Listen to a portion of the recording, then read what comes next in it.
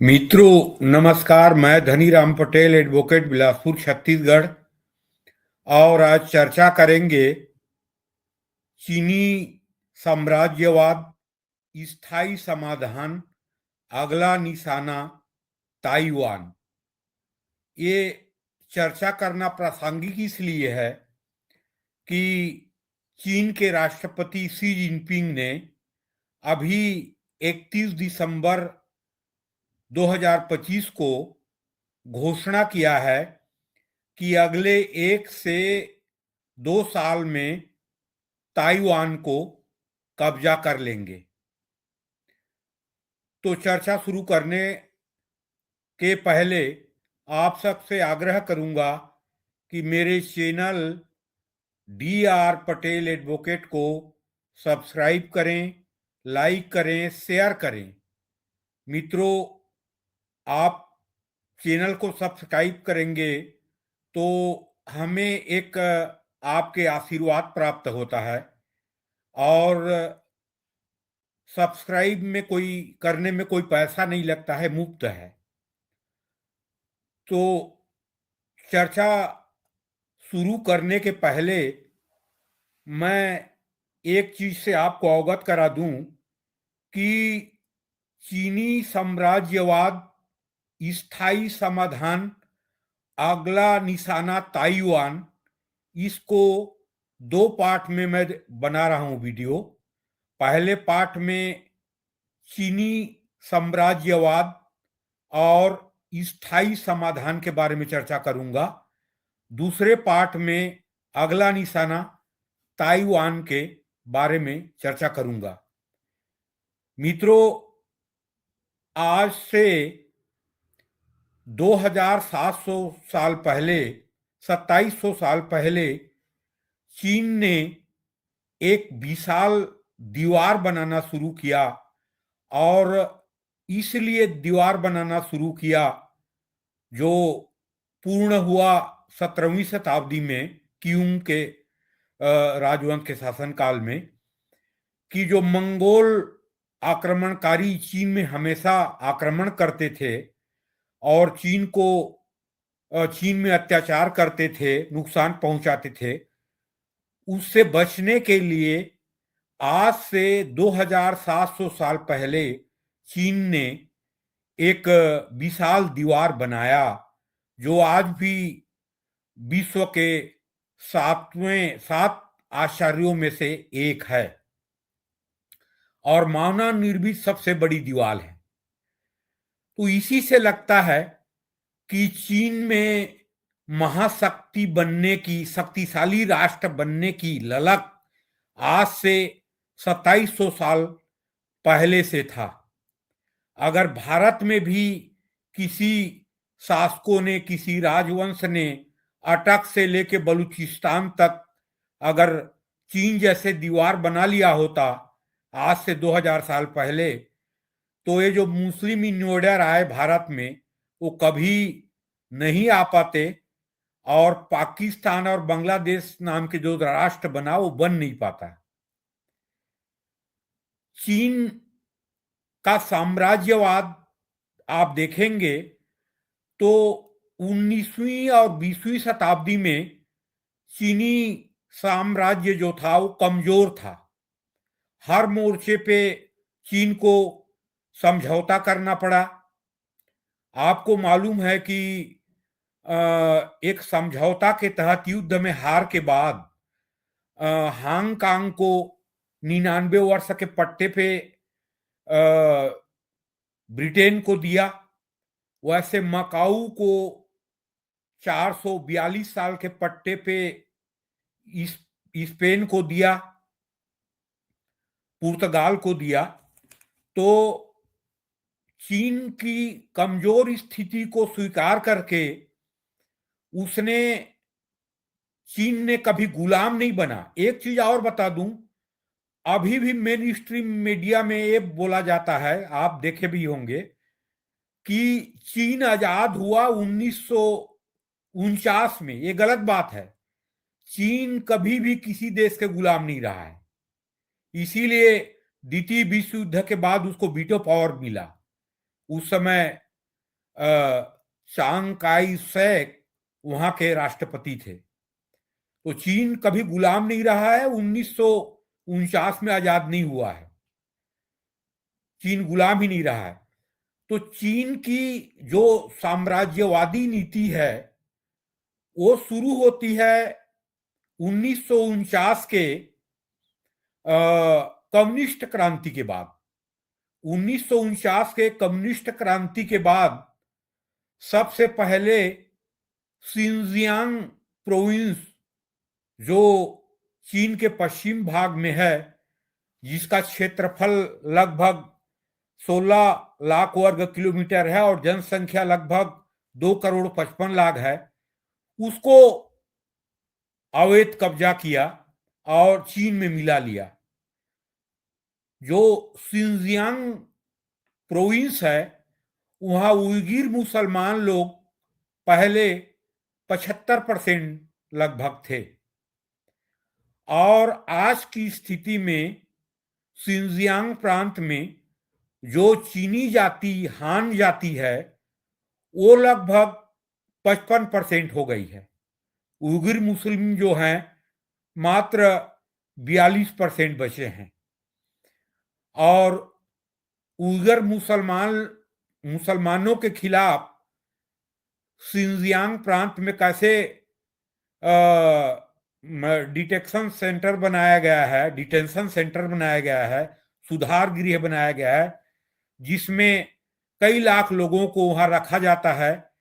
और इस्लाम के जो परंपरा है, इस्लाम धर्म के परंपरा के अनुसार जो अपने धर्म की जो पालन करते हैं उसको भी करने नहीं दिया जाता है। वहां पे ना कोई दाढ़ी रख सकता, ना कोई वहां नमाज पढ़ सकता, ये सब स्थिति है।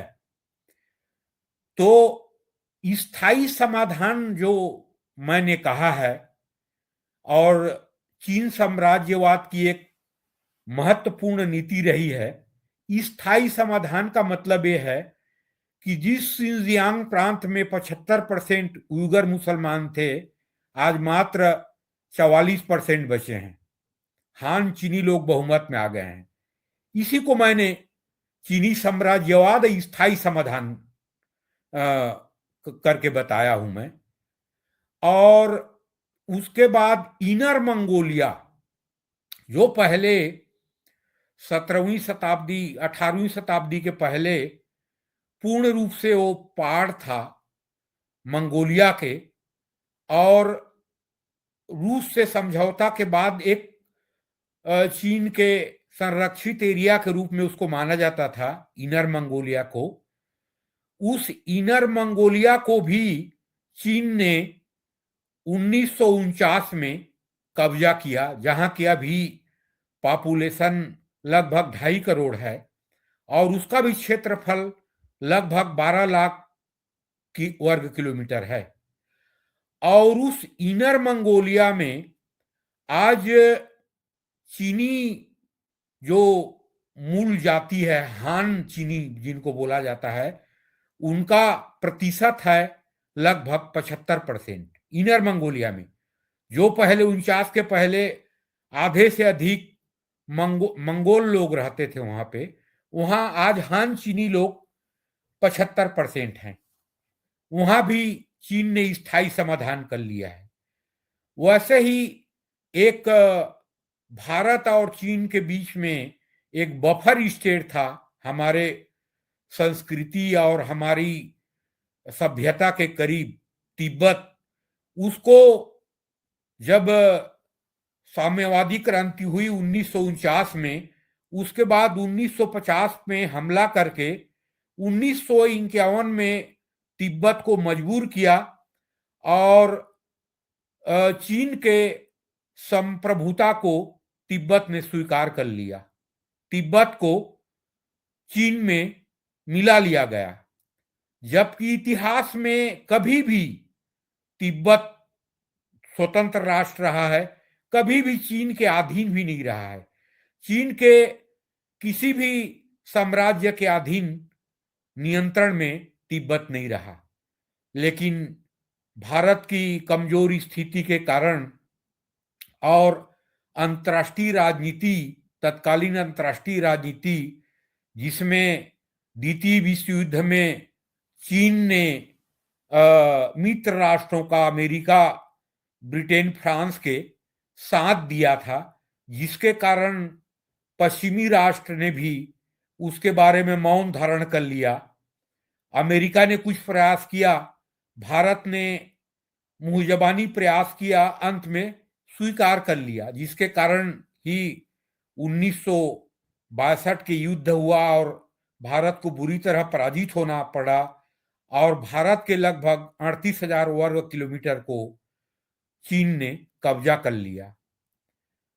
तो चीन की जो साम्राज्यवादी नीति, खासकर कम्युनिस्ट क्रांति के बाद जो शुरू हुआ, और जिन 3 राज्यों की अभी नाम लिया मैं, शिनजियांग, इनर मंगोलिया, तिब्बत, तीनों को जो कब्जा किया, उसका क्षेत्रफल 40 लाख वर्ग किलोमीटर है। भारत की क्षेत्रफल 32 लाख लगभग वर्ग किलोमीटर है, और ये जो तीनों प्रांत को जो कब्जा किया, या तीनों देशों को जो कब्जा किया, उसका क्षेत्रफल 40 लाख वर्ग किलोमीटर है।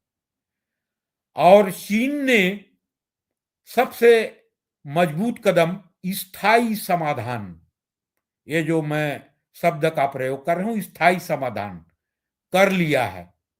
कल की स्थिति में लोकतंत्र भी चीन में होता है, लोकतंत्र भी आ जाता है चीन में, तो चीनी हान जाति तीनों प्रोविंस पे बहुमत में आ गए हैं और उनको कोई हटा नहीं सकता। तो ये स्थायी समाधान हुआ। और मैंने जो बताया कि चीन में महाशक्ति बनने की ललक पहले से थी और किसी भी नीति का स्थायी समाधान करता है चीन।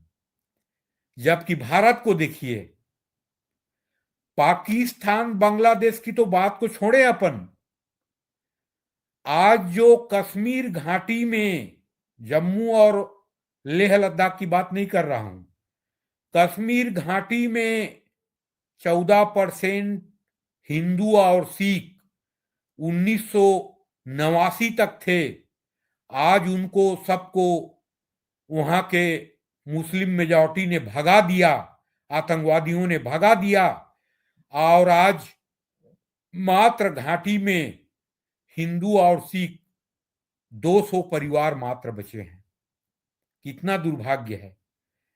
चीन ने जिन देशों को कब्जा किया, वहां हान जातियों को बसा के पिछले 70 साल में बहुमत में ला दिया। चीनी जाति लोग बहुमत में आ गए। हम जहां 14% थे कश्मीर घाटी में, वहां आज आधा % भी नहीं बचे हैं। और ये भी मान के चलिए कि ये लोग कभी जाके बस पाएंगे जो 14% हिंदू और सिख थे। 89 की स्थिति में लगभग 7 लाख इनकी जनसंख्या था, 5 से 7 लाख, वो कभी जाके बस पाएंगे इसकी संभावना भी नहीं है। और वहीं पे जम्मू पे देखिए, जो उनकी जो 30-32% पॉपुलेशन थी मुसलमानों की जम्मू में, आज वो 38% है उनका पॉपुलेशन जम्मू क्षेत्र में। और हिंदुओं की पॉपुलेशन लगभग 62% है। तो देखिए, जो घाटी में 14% थे वो भी खत्म हो गए, और भारत के कई क्षेत्रों में ऐसी स्थिति निर्मित हो रही है। तो महाशक्ति बनने की ललक और आगे बढ़ने की ललक, मैंने बताया कि चीन का दीवार हो, चाहे साम्राज्यवाद के नाम पे अधिग्रहित अवैध कब्जा किए हुए क्षेत्रों में चीनी हान जातियों को बहुमत में लाना, ये चीन का स्थायी समाधान है। अभी 90 के दशक में जब साम्यवाद के चोला को उतार के चीन ने चीन सागर में फेंका, और आज आज लगभग 35 साल में, 30 साल में चीन दुनिया की दूसरी नंबर की सबसे बड़ी आर्थिक महाशक्ति बन गई। आज चीन की जीडीपी है, आज चीन के जीडीपी है लगभग 19 ट्रिलियन डॉलर की। और आज इंफ्रास्ट्रक्चर जो पिछले 20 साल में बनाया है, दुनिया के किसी विकसित राष्ट्रों ने नहीं बनाया है। तो चीन आज विकसित राष्ट्र बनने की करीब है और दूसरे नंबर की आर्थिक और सैनिक शक्ति बन गई है। इसमें वहां के लोगों की राष्ट्रवाद की भावना और चीन को एक महाशक्ति बनाने की महत्वाकांक्षा, जिसके बारे में मैंने बताया कि उन्होंने उसकी कल्पना आज 2000 साल पहले से किया था और कमजोर स्थिति में रहते हुए भी अपने स्वतंत्रता को नहीं खोया था। जब पश्चिमी राष्ट्रों ने, ब्रिटेन, फ्रांस ने दुनिया के आधे से अधिक भागों में कब्जा कर लिया, लेकिन चीन को गुलाम नहीं बना पाया, चीन स्वतंत्र रहा। तो आज मैं इसी को चर्चा करूंगा कि चीनी साम्यवाद और स्थायी समाधान, और अगले एपिसोड में मैं चर्चा करूंगा अगला निशाना ताइवान के बारे में। मित्रों, जय हिंद, नमस्कार।